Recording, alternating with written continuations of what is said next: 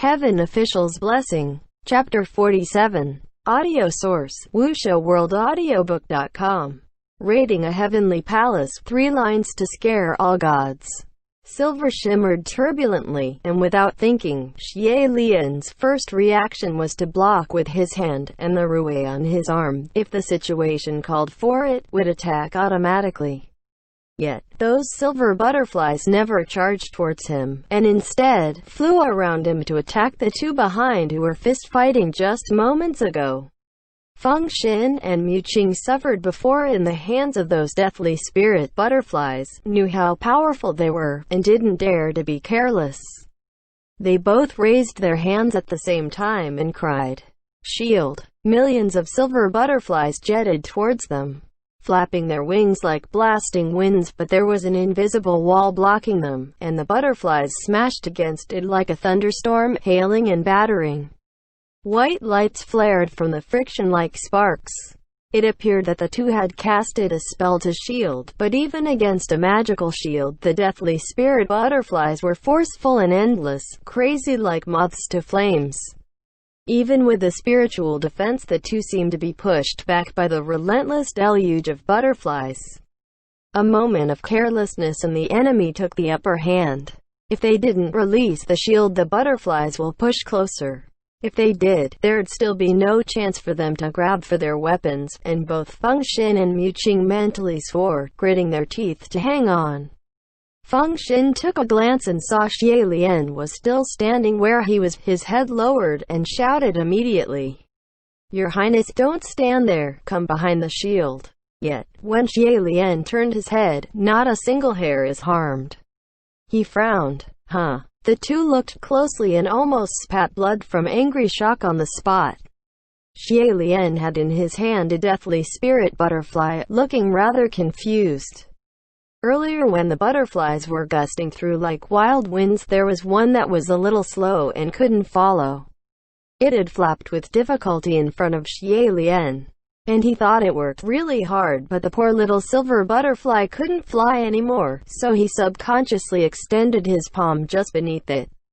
That silver butterfly landed on his palm, wings still flapping, but refused to leave anymore.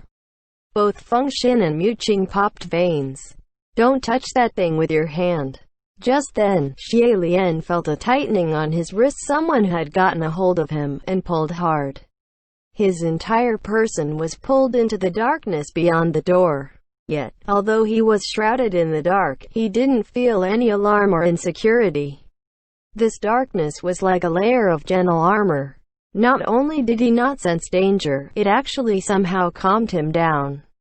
Even if the person behind the darkness hadn't shown himself, but with the silver butterflies, would it be hard to guess who it was?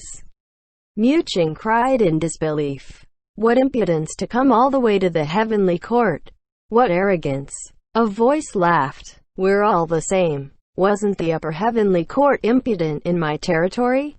Even if Xie Lian already knew who it was that grabbed them, but hearing the familiar voice from so close, he was still a little startled.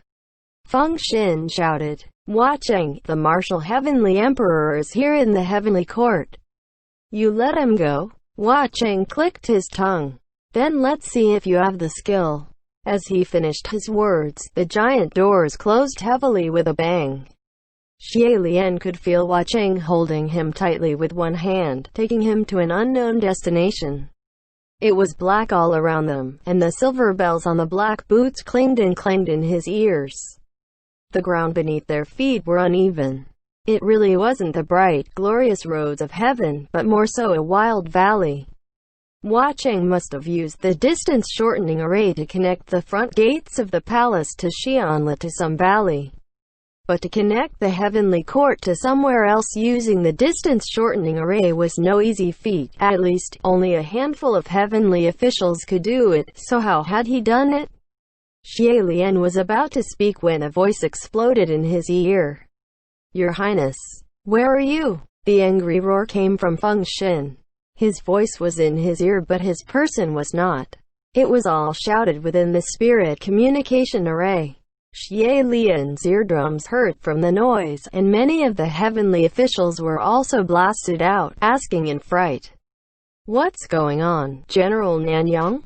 Did something happen? Mu Qing entered the spirit communication array too. Bad news. Where's Ling Wen? Report to the Great Lord. Xie Lian's escaped. He usually spoke gently and courteously, but now there's a lace of worry and anxiety. Ling Wen reacted immediately. What? I'll go to Xianla Palace to take a look. An official cried in shock. The log. His Royal Highness ran away. Wasn't he detained in Xianla Palace? Shi Qingshan entered the spirit communication array too. I just saw a bunch of middle court-martial officials guarding the palace. You can only enter but not leave, so how could he escape? Feng Xin shouted. He didn't run away, he was kidnapped. Your Highness, can you still hear us speak? Where are you right now? In that moment, everyone spoke, and they all talked loudly, each asking for answers. The mess of the head priest Feng Xin and Lang Qianchu hadn't even cleared yet. Jun Wu detained Xie Lian, but the person in question was gone. Wasn't this starting more problems and gossip? Either way, they must find the person first, so Ling Wen rushed to check on the situation, to see if she could locate Xie Lian. Feng Xin and Mu Qing were yelling within the spirit communication array, looking for skilled martial gods to give chase, and Shi Qingshan released many more waves of merits. The spirit communication array was in complete chaos, loud and tumultuous, to the point where Xie Lian couldn't even get a word in. He took a deep breath and was about to tell everyone to calm down when Hua Cheng suddenly turned around, and 2 fingers came forward. Those cold fingers gently touched his temple, and Hua Cheng laughed. Ha! Long time no see. How's everyone doing? With the soft touch of his 2 fingers, Hua Cheng entered the heavenly spirit communication array through Xie Lian. His casual greeting was heard not just by Xie Lian, but all the heavenly officials hustling within the spirit communication array, and they all fell into a dead silence. Mentally, there was a silent uproar. No wonder. Such arrogance could only come from that person. Hua Cheng continued, I don't know if you all missed me, but I didn't think about any of you at all.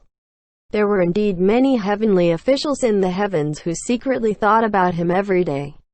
But hearing that Hua Cheng didn't think about them at all, they all chanted heavenly blessings. Thank you, thank you, thank you, please continue to never think of us. Then, Hua Cheng snickered. However, I've been fairly free recently. If anyone is feeling bored and wanting to tussle with me, by all means they're welcome to. Under the circumstances, his intent was more than obvious. If anyone is brave enough to give chase, I'll challenge that person next time. It'd be a challenge they're sure to lose and have their faces sweep the floor. Wasn't this a blatant threat? Earlier when they heard Xie Lian ran away or was kidnapped, the spirit communication array roared to life. It was after all a rare riot, and all cared deeply. Some martial gods were even ready to heed the call, prepared to give chase. However, with only 3 lines from Hua Cheng, all such passion disappeared. If Jun Wu gave command to send whoever to pursue, then it couldn't be helped. It'd be official business. But this was something that just happened. Everything was still a mess, so naturally no one wanted to bring trouble to themselves. No one wanted Hua Cheng to remember them. Thus, they all pretended they weren't present, but their ears were attentive to the development of this situation, and their hearts anxious and shook. This Crimson Rain Sodflower was overly fearless. To come all the way to the heavens just to kidnap, and the kidnapped was that laughingstock of the 3 realms. Was there some deeply rooted grudge or what? Silence befell the spirit communication array. Only Feng Xin continued to swear, and Hua Cheng removed his fingers after making his speech. Don't mind them, he said to Xie Lian. San Lang. Xie Lian blurted, but Hua Cheng let go of his hand. We're too close to the heavenly court. Let's hurry, Hua Cheng said. His voice was low, and his tone was hard to discern. Yet his letting go of Xie Lian's wrist was swift, almost as if shaken off. Xie Lian was immediately reminded of the first time they met and how he evaded his touch. Xie Lian froze on the spot. He originally wanted to ask Hua Cheng why he'd appear so suddenly. Although he didn't think deeply about it, he sort of felt maybe he came to rescue him, so when he called out, "San Lang," just now, he was a little happy. But with how Hua Cheng shook off his hand, Xie Lian suddenly realized, why did he think Hua Cheng would come to rescue him? Never mind thinking whether if Hua Cheng cared to follow his actions that closely, he'd only just escaped the ghost city after setting Paradise Manor on fire. It was more likely that Hua Cheng came knocking for paybacks, for revenge. Hua Cheng caught, imprisoned, and interrogated the Lord Earthmaster who went undercover as a spy. That was the undeniable truth, but the fault naturally laid with the one who went undercover. Yet, he snuck into the ghost city, the road all over Paradise Manor to find said person, and set off a fire.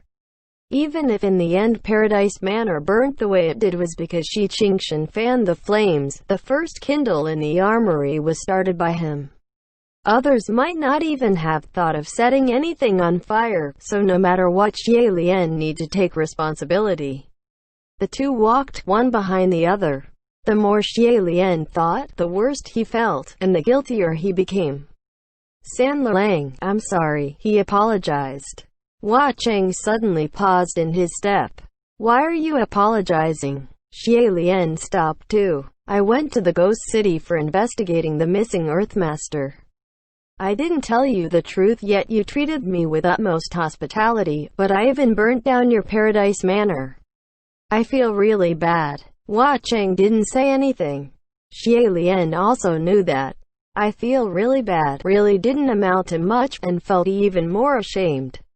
He lightly cleared his throat. "But I reckon I'll be banished soon. After I descend, I'll for sure think of a way to repay you, see if I could." "Why do you have to repay me?" Hua Cheng interrupted. His tone was a little hard, as if he couldn't listen anymore, and he turned around in a fit. "Did you forget that my blade wounded your arm? I hurt you, not the other way around. Why do you have to repay me?" Xie Lian never thought his right arm was in pain, and even now he completely forgot his right hand was injured.